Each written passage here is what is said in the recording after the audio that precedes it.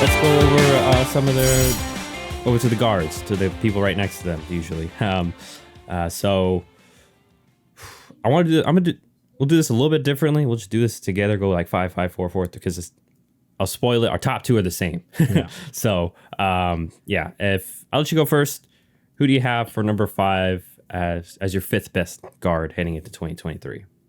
Number 5, I have Joel Bitonio from the Cleveland Browns. He was on my top 5 just offensive lineman list last year. So This is probably not a huge surprise from anybody who's followed our list. I think he was like the 2nd highest graded guard this past year, which, take it with a grain of salt because these grades are always, who knows. But at least the general point was he had a solid season. So, yeah, Joel Bitonio is who I had at number 5. What about you?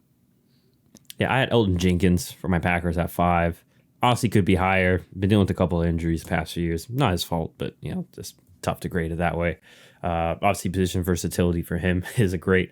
But nonetheless, as a guard, great in the run game and just great. It's also really good in the pass game, obviously, but mainly just a mauler in the run game. And like I said, if he get fully healthy season, man, he can definitely be higher. And he is due for extension soon, so that'll be interesting to see what his market will be in terms of the money he'll get. But he's at number 5 for me. We'll do snake draft. At number 4, I went Joe Thuney from the Chiefs. I feel like he's been a big reason as the transformation of the line since that disappointing Super Bowl. He was one of their key additions. I think he's best at the pass game, but really good in the run game as well. And I think if they really needed to, he could kick out at tackle. But kind of like with Elton Jenkins, his best spot is at guard. And big reason why they were able to handle the Bengals in that game. He definitely helped with DJ Reader and those guys. And I've been a fan of him for a while, and I'm glad to include him in the rankings because he's always missed out because not a top 5 lineman, but in terms of guards, I feel like he's always kind of been in that conversation the past few years. But last year, really good year for him as their run game got going late in the year. So I have Joe Thuney at 4. For you, who do you have at 4, John? I have Quentin Nelson from the Colts, and he was honestly very tough to put on the list. Talent-wise, there's no doubt that I think last year maybe both of us had him top 2. Well, we didn't do guards last year. It was just top 5 offensive linemen. So he was for sure on the top 5, though. I'm pretty sure for both of us. But last year he had a rough year. He was graded as the 20th best guard, just guard. So in terms of overall offensive lineman, he struggled. So it was not a pretty year for him. And that goes for the whole Colts offensive line. Who knows? It could have been maybe some scheme stuff. It could have been maybe Matt Ryan. I don't know. But at the end of the day, the Colts offensive line wasn't great. But I'm still leaving him on here, honestly, just out of pure talent. I think maybe that was just an off year. His overall career as a whole, he's proved that he's one of the best, and so I'm willing to give him some slack for one season, and I think that he'll rebound next year. At number 3, right before you had him at 3 last year, I had him at 2. Yeah, for Quentin Nelson. So we were both very high on him. So that's why I'm still leaving him on the list. That said, at number 3, I have Elton Jenkins, like you already mentioned, from the Packers. I value that versatility really highly just because I know I've seen the Cowboys or different offensive lines before where certain guys go down, and having somebody like that, like Elton Jenkins, who can just fill the void is super valuable because then you can put together your best offensive line available as opposed to trying to put the best possible options that you have for the position that's missing. So if your backup guard for Elton Jenkins is better than the backup tackle, well, you can just throw Jenkins at the tackle and put the backup guard in, and your offensive line will be better as a unit than it will be if you did it the other way around. So I really love the position versatility from Jenkins. And that's personally why I had him number 3, just kind of a personal preference thing. But who do you have at number 3? Yeah, and real quick on Jenkins, just for other people who don't know, he can also play center. He can play basically all 5. Yeah, It's just crazy, and he played it well too. He did it done it multiple times. For number 3 is where I went with Quentin Nelson. Same argument as you said. Like, we know he's talented. We know he is extremely talented. It's just, and whatever happened last year, I don't even know what to chalk that up to. Like, obviously he himself was disappointing a bit too. So maybe with the revitalized system and obviously a more dynamic quarterback and just all of that, maybe he can be able to revitalize the team, get him back on track. But yeah, I concur with you that he was extremely tough to kind of grade and rank. Yeah. Just because of, it was just last year was just like a drop off. Like you said, he was great. He said he's like the 20th guard in terms of like grades. So like historically over his career, he's arguably number 1, and then last year he's 20th. Like it's just a weird thing. Yeah. So hopefully it was just an anomaly. Hopefully for his, he can get back on track. But so yeah, it was really tough. But I'm putting him at 3 tentatively, and hopefully he can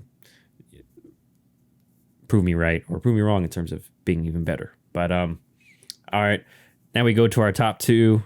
At number 2, kind of a surprise riser, but he had an amazing year, and he's kind of been knocking on that door a year or two before too. But Chris Lindstrom really took big strides last year, and I believe he was the highest graded guard too. Yep. If I remember correctly, and he was just so key as to for the Falcons in their run game.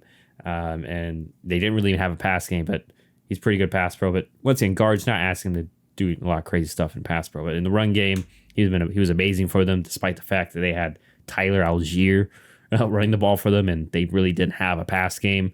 Nonetheless, they were always competitive, and one of the reasons was Lindstrom was just instrumental in the run game for them. So I have him at 2, and I think he got an extension too. I'm not sure, but I have him at 2. He was really darn good.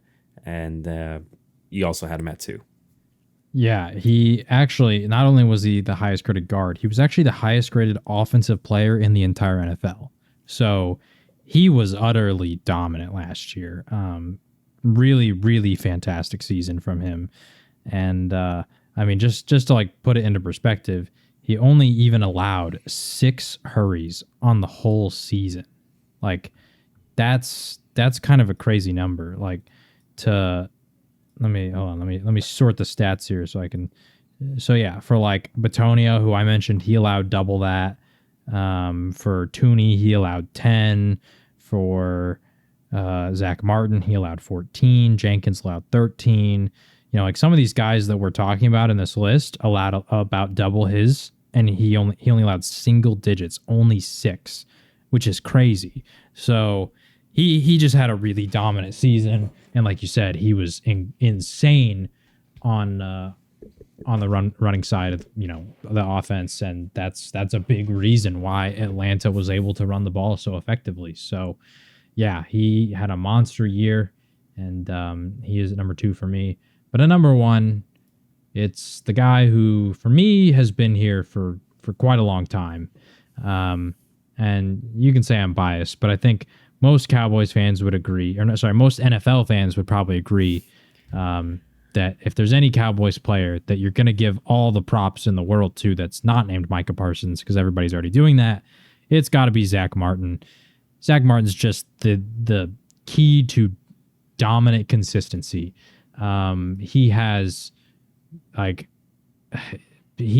think, less false start penalties, was it? No, less holding penalties than he does like Pro Bowl nominations. Like it's something crazy like that.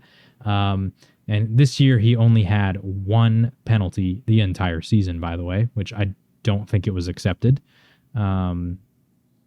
So yeah, like he's insane. He's been the best guard in the NFL for a long time to me. He allowed 0 sacks this year.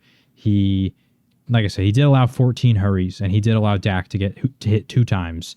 But even then, the general numbers of not only run blocking but pass blocking, like he's the guy they always run behind on the run game, and yet it still works. Like I said, he allowed 0 sacks. All the other guards that we've actually talked about today, every single one of them allowed at least 1 sack. Even Chris Lindstrom, who was the highest graded offensive player, he allowed 2 actually on the year. Zach Martin didn't allow any. Like he locks stuff down, and that's That's Zach Martin. Yeah, I mean, I don't have much else to add. Like you said, just I think the fact that he's been a model of consistency the past few years, and then we finally saw this year. Like I didn't have him in my top 5 offensive linemen as a whole last year. He's just on the outside looking in, but obviously we saw with a little bit more help, we saw him get back to his dominant ways. Saw the Cowboys, we saw the run game kind of explode, and even with Cooper Rush coming in, and and then Dak finding his way back later in the season. He was the main reason as to why their offensive line was still pretty good, and they can do all the things they wanted to do in the run and pass game. So, and I will say, although he doesn't have Elton Jenkins level of versatility, he has played out of necessity. He had to play a little bit of tackle a couple of years ago, and it was same old for him. Now it was only like a small sample size, so it's not it's not Elton Jenkins, but he's capable of it. Yeah, like in a pinch, he could be a very good tackle, but he's just an amazing guard. Just like he said earlier, it's like.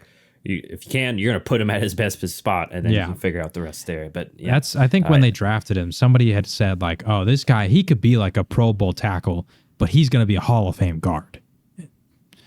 So that pretty much sums it up, and he's proven that ever since he's gotten into the league. So that is our top 5 guards of 2023.